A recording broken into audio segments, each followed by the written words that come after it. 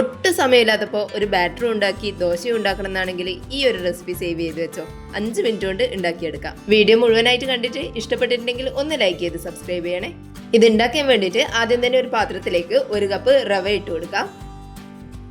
റവ അളന്ന അതേ കപ്പിൽ തന്നെ 1 കപ്പ് വെള്ളം കൂടി അതിൻ്റെ അകത്തേക്ക് ഒഴിച്ചു കൊടുക്കാം. ഒന്ന് മിക്സ് ചെയ്ത് കൊടുത്തതിന് ശേഷം കുറച്ച് സമയം ഒന്ന് കുതിരാൻ വേണ്ടിയിട്ട് മാറ്റി വെക്കാം.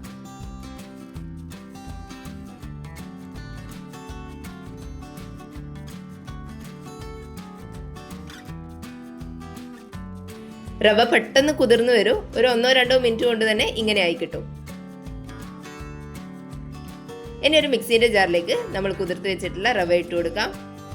റവ മുഴുവനും ഇട്ട് കൊടുത്തതിന് ശേഷം അതിനകത്തേക്ക് ഒരു ചെറിയ തക്കാളി ഇതുപോലെ അരിഞ്ഞിട്ട് ഇട്ട് കൊടുക്കാം. കൂടെ തന്നെ ഒരു 10 ചെറിയുള്ളി ഇട്ട് കൊടുക്കാം. പിന്നെ കുറച്ച് ക്യാരറ്റ് ഒന്ന് ഗ്രേറ്റ് ചെയ്തിട്ട് ഇട്ട് കൊടുക്കാം.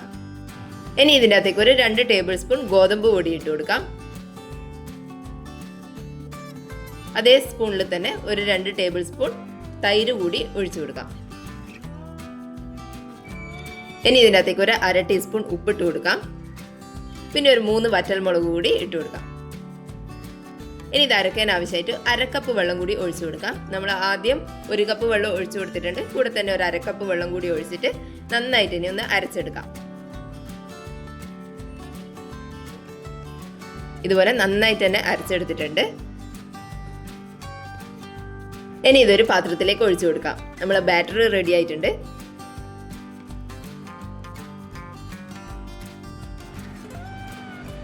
ഈ ഒരു കൺസിസ്റ്റൻസിയിൽ വേണം അരച്ചെടുക്കാൻ വേണ്ടിയിട്ട്. റവ ഏത് കപ്പിലാണോ എടുത്തത് അതേ കപ്പിൽ തന്നെ 1.5 കപ്പ് വെള്ളം കൂടി എടുത്തു കഴിഞ്ഞാൽ ഇതേപോലെ നമുക്ക് ബാറ്റർ കിട്ടും.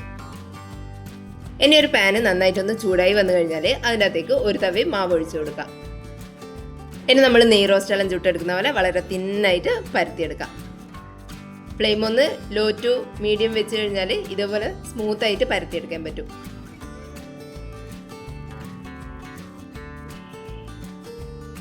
ഇതുപോലെ ഒട്ടും കട്ടിയില്ലാണ്ട് പരത്തിയെടുക്കാം. ഇനി അതിലെ വെള്ളമെല്ലാം ഒന്ന് ആറിക്കഴിഞ്ഞാൽ ഇതിൻ്റെ മേലെ കുറച്ച് നെയ്യോ അല്ലെങ്കിൽ വെളിച്ചെണ്ണയോ ഒന്ന് ഇതുപോലെ പുരട്ടി കൊടുക്കാം.